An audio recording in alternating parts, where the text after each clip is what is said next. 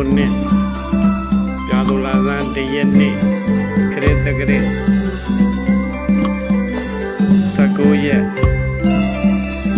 12 လ 2025တညောင်ဓမ္မသုခအကြောင်း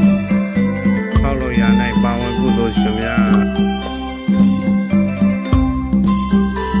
ဥကောဝိဒဝေကြီးဥကဝိပိယဝေကြီးတသိဥကောဝိဒဝေကြီးတသိဥပတိယသံပြတသိပေါင်း3 သိန်းကျပ်တညောင်ဓမ္မသုခအကြောင်းကြီးအမြန်ပြည့်စုံအောင်မြင်နိုင်ရန်အတွက်ဒီပြည့်ဖြင့်ပေးဖို့လှူဒါန်းပါသည်ဤကုသိုလ်ကိုပါကလို့အားလုံးလူသားတို့ခေါ်ဆောင်နိုင်ကြပါစေသော